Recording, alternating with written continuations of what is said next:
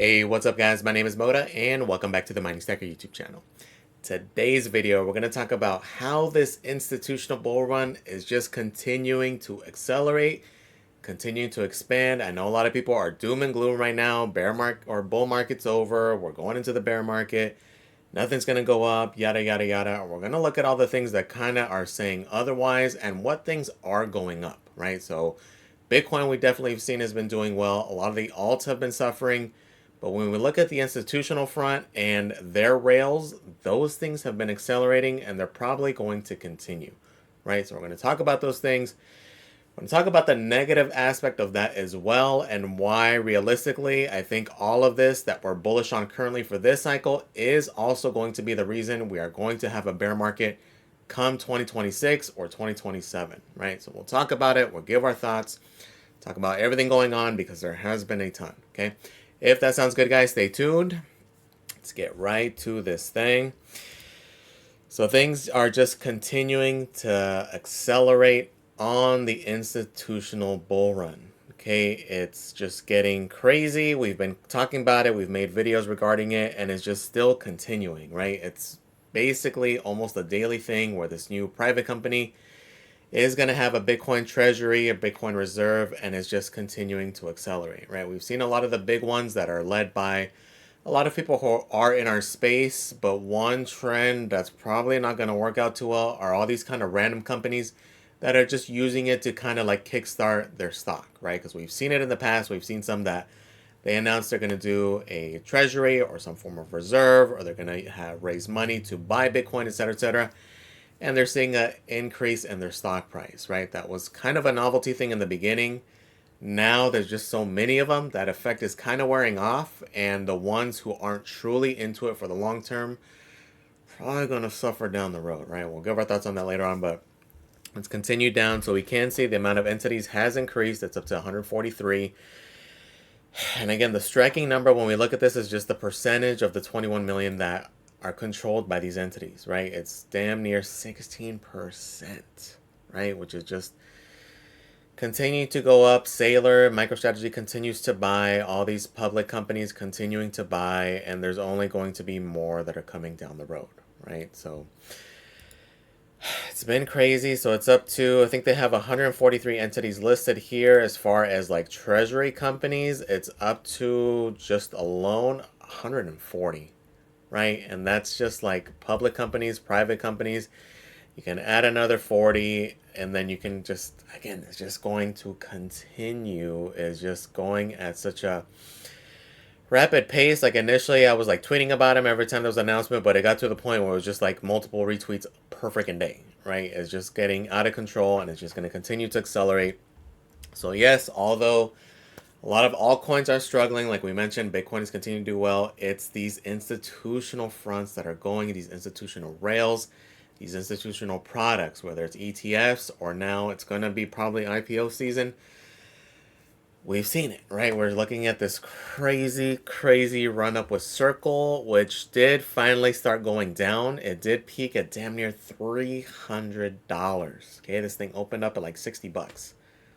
Insane in the span of just a few weeks, right? So it's crazy. The market cap of this thing is 44 billion, and that's currently with the downtrend. Again, we're at under $200. It was just right around $300 just a few days ago, right? It's insane. We can definitely see the hype. A lot of this is definitely has to do with the Genius Act looking like it's going to officially pass and officially go through and officially take effect, right? Which is a big deal.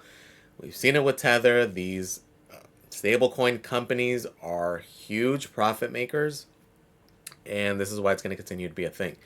We're going to continue to see more of these. We know that we're like World Liberty Financial, which is Trump's thing, is going to eventually release theirs, also their USD1, I believe it's called, and expect others to continue to join the fray also and just continue to accelerate. And most likely we're going to continue to see other companies try to IPO, right? We've heard of Kraken trying to recently. There's going to be others just because, again, although a lot of alts are struggling, again, we can see a lot of these crypto-related stocks are pumping. Again, this thing just not too long ago, April 8th, was $151. Currently at $355 and just continuing to accelerate, right? So, again, the institutions, big money, is making their move. They're the ones controlling this thing. It's been kind of the case for quite a while, and it's only going to continue to accelerate, right? We see MicroStrategy also doing well. Another crazy one is MetaPlanet, and this is another one that's doing a Bitcoin treasury. This one's led by a lot of people in the space, in the know. That's why they are doing well. They are committed. They're going to be long term. But I mean, even just recently, again, end of April, this thing was $2.50, right? Currently, 1093 did hit a peak of like freaking 15, 16 bucks, right? Back in May. Insane run, right? And it's just going to continue, okay? So it's not all of them though, right? It's specific to certain ones, especially newer ones or anything in this hype phase. The ones that we have seen traditionally for quite a while have been a lot of the mining companies. A lot of those guys are not doing too great, right? As we look at the trajectory of their stocks, on a pretty different trajectory. So whether it's Mara, Riot, HUD8, all very similar, all kind of underperforming. Just because realistically, it's extremely competitive, right? We've talked about it in previous videos where mining this cycle is completely different from the previous cycles, and I expect this to also be another catalyst for things dropping off farther down, maybe 2026, maybe 2027, just because it's way too competitive, right? A lot of these guys grew way too fast, and it's going to be survival of the fittest, right? A lot of these guys are big, they are continuing to expand. And whoever has the cheapest power, the best infrastructure, and is expanding overseas, right, which is something we've seen with a lot of them, they are building huge miners or fleets or farms outside of the country. Those are going to be the ones who survive. Again, it's been a rough go. It's completely different from last cycle. And this is something we did see last cycle. You guys remember, we'll talk about it here in a second, with some of those that did go bankrupt just because, again, they were buying these machines during the peak. They weren't expecting or preparing for a bear market, and I kind of see something similar happening with some of these others, right? So, pretty crazy to talk about, but again, the key of everything here is just follow the money, follow the whales. What is likely to go next? Obviously, it's not going to make sense to be freaking buying Circle at these prices, or anybody who's buying at like freaking 250, 300 bucks. You want to just look at the trends of what's going, right? Whether you want to go into TradFi or you want to stay into crypto, it's been very clear, very evident that that's going to be one of the biggest drivers, and has been one of the biggest drivers, and is just going to continue, right? So things you want to look for example, are what coins are likely to get ETFs next. Okay, and this is a tweet from James Safart and Eric Balchunas, which if you guys followed the initial ETF runs with Bitcoin, they were pretty much on the ball the entire time as far as likelihood, timing, everything. Okay, so when we look at something like this and the odds of approval for 2025 are in the 90% range, it's going to happen, right? So when we see these types of things, when we saw what happened with Bitcoin, these are the kinds of things we kind of want to pay attention to, right? So as far as the high-end probability goes, Litecoin, which for us miners is a big deal, and you guys with script ASICs, this is really good because Litecoin's here, Dogecoin is also here, Solana, XRP, Cardano, Polkadot, HBAR, AVAX. Sui's listed at 60%. We'll see if this one gets enough hype. Tron is another one. We'll see what happens there. But again, these guys up here, these are kinds of things to want to pay attention to. Again, these are going to be safer plays just because these are larger market caps. But depending on what you're looking at, these are the types of things you want to may want to look at. Specifically, let's say certain ones are, you don't think there's a whole lot of upside. You may want to look into that ecosystem also. Look into the DEXs, look into those types of things. Because if there is interest on the institutional front, chances are it is going to pump. And eventually, if and when retail does come on, that's what they're going to be looking at also. So you want to look at things in that ecosystem that are tied to it, that are big parts of that coin, right? But to me, this is going to be a big part. Chances are, if the traditional cycle kind of plays out, this can kind of be one of the grand finales, right? If you look at the final SEC deadline for a lot of these, it's what, October 2025. It's around the time frame we're expecting, if things go traditional, around when things may peak, right? Obviously, right now, It's very murky as far as what's going to happen when we're going to potentially peak. A lot of analysts are expecting it to continue into 2026. I'm taking that into account. I'm not sure I'm fully there yet. I'm still kind of prepping for this time frame, just depending on when rate cuts happen. Again, another big catalyst right before this is potential rate cuts come September. I know there's rumblings now of potentially July, but currently the consensus is really in September. So if that were to happen in September, followed by these guys not too long after, that can kind of lead to that retail push that kind of leads us to a potential peak or top, or at least a good price point, right? So these are the types of things I'm looking at. And when there's a lot of things kind of lining up at a specific time frame, these are kind of things you want to pay attention to, right? So just something of note. Again, we want to follow those kinds of things. And again, another big thing is the stablecoin bill with the Genius Act, right? So this is extremely bullish for price action. Whether it's a good thing or bad thing, that's kind of a different story depending on your outlook of crypto, right? So even just in general, what we're talking about, especially with all these reserve companies and Wall Street getting in, is that really a good thing for crypto as a whole? Probably not, right? Just depending on what your role is. Are you here to make money? Are you here for the cypherpunk concept? Like, what is your reasoning here? Are you a little bit of both? Which is kind of where I'm at. Specifically, I'm looking at things to maximize this cycle, right? And when we're, again, continuing to see this institutional bull run, legislation being passed that is going to hyper accelerate that, again, pay attention to these things, right? And it's expected to pass. And again, there's a lot of companies that have been building in preparation for this. Realistically, I personally didn't think that this was going to happen already. Realistically, maybe a next cycle kind of thing with the type of adoption, but I mean, the floodgates are really opening for mass adoption here within a short time frame. Will it happen? Won't it happen? It's just crazy that it's all back to back to back to back to back. And it looks like it's happening, right? Another key indicator today with Powell. We'll just play this little clip. Banks are the regulated entities that are in the digital assets or crypto space. So our view is that banks get to decide who their customers are. That's not our decision.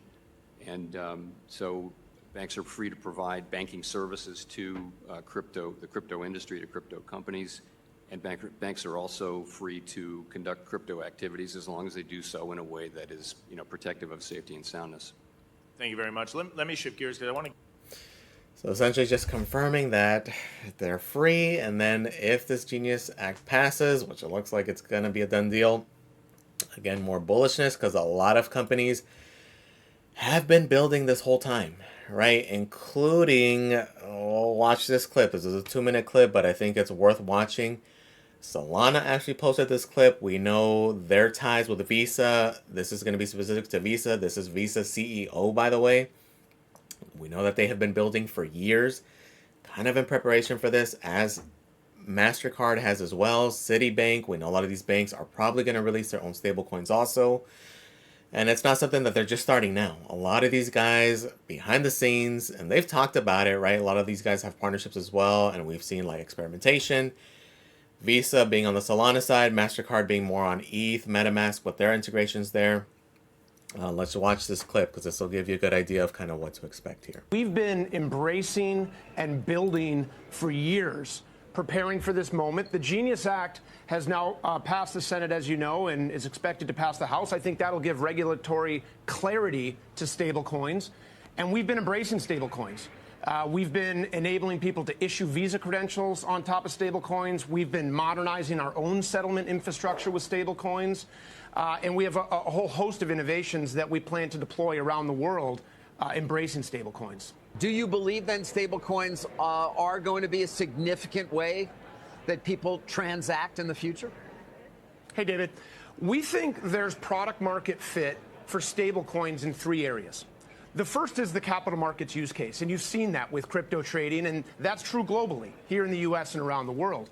But the product market fit that's most interesting going forward is outside the U.S., and there's 2 areas. The first is countries where you've got high currency volatility or currency controls, where people really want to have access to US dollars, and they either can't get US dollars or it's very expensive to do that. Stable coins provide an opportunity for people in those countries, maybe there's 30, 40, 50 of those countries around the world, to have easy, cost-efficient access to US dollars. And we'll plan to give them Visa credentials on top of those stable coins that they can spend in merchants around their country or other places. The second area of product market fit is cross-border, and that can be remittances, person-to-person, or business-to-business transactions. And in both of those areas, those are additive opportunities for Visa, and we're embracing stable coins and building and innovating on top of them to provide new use cases in those areas. Right. I think there's a little confusion because most stable coins are US dollar denominated, people immediately think about use cases in the United States, when I think most people who studied this and are active in this really understand that the product market fit is outside the US. So it just kind of goes to show you again that it's not something that, oh, that'd be a good idea. It's something that they've been actively pursuing for years now. They've been building for years now, and this is really opening the floodgates for them to expand and do what they want to do, right? So again, when we're looking at things like this, it's like, okay, how can I take advantage? You want to probably be in those coins that are likely to have big partnerships with this, that are going to be able to integrate with this, right? Solana being a huge one. Why? Because of the speed. We already know they have worked together with Visa.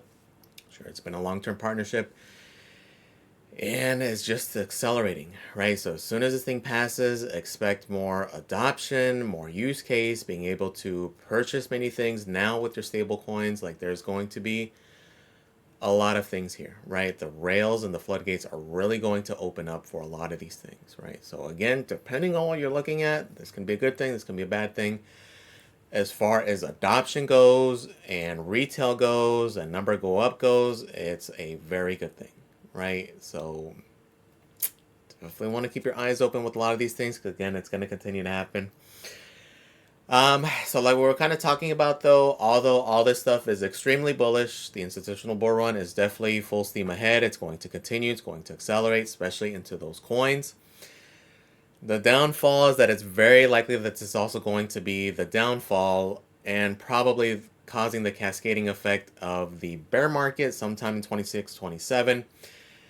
Just because, again, there's probably going to be a lot of these companies who are going to over leverage. They're going to be doing too much, and they're going to get caught up, and they're not going to be expecting this bear market, right? So a lot of these who have been accruing and stacking for these past few years, like the micro strategies, the ones who are pioneers with OGs, those are going to be fine. But the ones, these small random companies that are just buying it now at these elevated prices over 100K, gonna be a different story, just because again, there's gonna be a lot of back and forth. It's gonna be a survival of the fittest kind of thing. Eventually, when downtrends do happen, which they're going to happen, it's not gonna be up only. What do you think is also going to happen?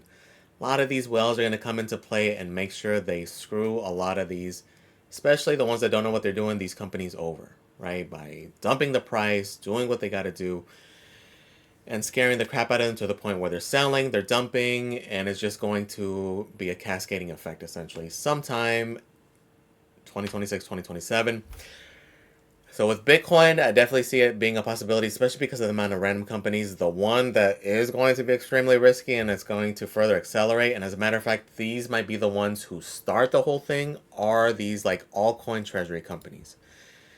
These are the ones that's extremely risky, right? There is a case for BTC to potentially not have as steep of a correction as it had in the past, just because, again, these SBRs, these treasuries, etc., etc. So there definitely is a case to be made there. I don't necessarily see that case being the same for all coins, right? Especially because there's not a scarcity factor. The reason that Bitcoin works, it's that scarcity factor. The 21 million, there's only going to be that many. It's getting more scarce, more scarce. It's not the case with these coins, right? It's not the case with Solana, the Ethereums, a lot of these altcoins, right? It's a whole different ballgame.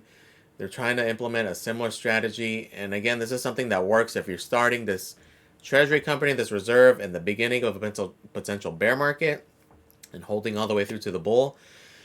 But to be starting this thing at a very elevated price when you're competing against a lot of OGs or a lot of like VCs who were purchasing Solana like sub $10 or sub $1 in some cases for those that held on the initial release, I don't think it's going to work out too well, right? So kind of like we were mentioning with Bitcoin, most likely this is probably what's going to start it, and it's going to bleed into those weaker BTC companies and just kind of cascade, right? So between like Solana is a big one.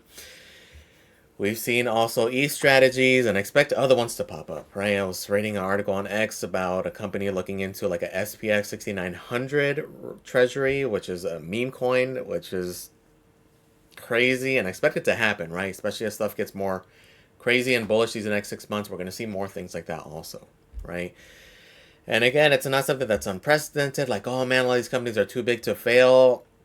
We saw it last cycle, right? If you guys remember, a lot of the Bitcoin mining companies, they did not fare out too well, right? Especially some of the big ones, and at the time, one of the biggest, right? Compute North was one, Celsius Mining went down, obviously because of Celsius, and Core Scientific being the biggest one, right? That was a huge one. The company stock fell 98% in the year preceding the bankruptcy. They did end up coming back though, so they did end up surviving, but again, it was one of those things where everybody's bullish, everybody's getting in, FOMO is at max. What does that kind of resemble? A lot of these treasury companies, right? A lot of similarities. I can definitely see, especially the weaker ones, having a similar struggle if we do have a significant drop, right? So will we, won't we? That's kind of the thing, and this is where it gets hard, and we've talked about these things where a lot of this is a mindfuck, right? We heard similar things last cycle, if you guys remember, like we're leading into the peak, like, oh, it's definitely going to 100K, 100K, 100K. Never really got there, right? We peaked at that 60, 70. We were in that range, and currently right now we're hearing all these crazy numbers. I think the biggest difference this time is we're definitely hearing crazy numbers, but I think what's the loudest right now is extended cycle, is going beyond that October, November timeframe, potentially Q1 2026. Some people are saying beyond. Some people are saying no more bear market, which I'm not necessarily buying all that, but understand these things, right? In reality, we don't know what's going to happen. Maybe this truly is the end of the cycles. Maybe there is no bear market. Maybe it's just up and down and slow growth over time. It's really hard to say. I'm definitely not fully convinced there yet, though. We're going to have to wait and see, but just understand that even as big as a lot of these companies seem and how like, oh man, there's no way they can go down. I mean, we've seen it. For any guys who were here last cycle, we saw all the big ones. We saw how big FTX was. It was one of the bigger exchanges, right? A lot of us had accounts with them. I had an account with them. It's one that like, it was hard to imagine them ever going down, right? And we saw it, right? And it just led to different events. Genesis Global being one of the first ones. Core Scientific, we talked about. BlockFi going down. FTX going down. Celsius going down. Voyager Digital going down. And a lot of these things were like one thing led to another. Like a lot of these were intertwined with other investments. And that went down when Terra Luna went down, for example. That's what caused like Three Arrows Capital go down. And then that affected Celsius. And that was just a whole cascading thing, which affected FTX. And it just kind of grew into a big old thing. Right, so don't be surprised to see something similar with a lot of these treasury companies. I know I'm going to be on Polymarket towards in 2026, placing my bets for who's going to dump first. Expect to see a lot of that bullshit, especially these altcoin ones. These altcoin ones are where it's extremely going to be tricky. Another thing to watch out for are collateral companies, so things like Celsius, where they're going to take out loans on your Bitcoin, loans on your other altcoins, whatever it is. Again, even though they may seem like the biggest company, it could be Coinbase, it could be whoever. Anything can happen, bro. So if you're locking up, you're taking a loan out on your Bitcoin and they have your Bitcoin custodied and they go out of business, just a lot of things can happen, right? Because that's another thing we're hearing big time is, don't sell your Bitcoin, take loans out on it, which is definitely going to be a viable thing. We're going to have to see how that plays out and how regulation works out on that, right? If it's your traditional bank, maybe it's a better option if it's FDIC insured. I mean, there's going to be a lot of things back and forth, but just kind of be aware of these things, right? Regardless of how big that company seems now, Again, if you were here back then, like when Terra Luna collapsed, like that was crazy because again, that was one of the top cryptos at the time, and for it to do what it did and cause all of this, it's hard to imagine, right? But for those of us who've been here, we've seen it, we've experienced it, we've seen it firsthand, and we know it's all a possibility, right? But I know we covered a lot. We kind of went all over the place, but just definitely a lot of thoughts going on here. And a lot of good things, right? But again, you have to follow the whales. You have to follow the money. Look at what's happening in front of us. Pay attention to these things, right? Doesn't mean that nothing else is going to pump, but follow these trends, guys. Let me know in the comments, though, guys. What do you guys think? Are you guys kind of seeing similar things?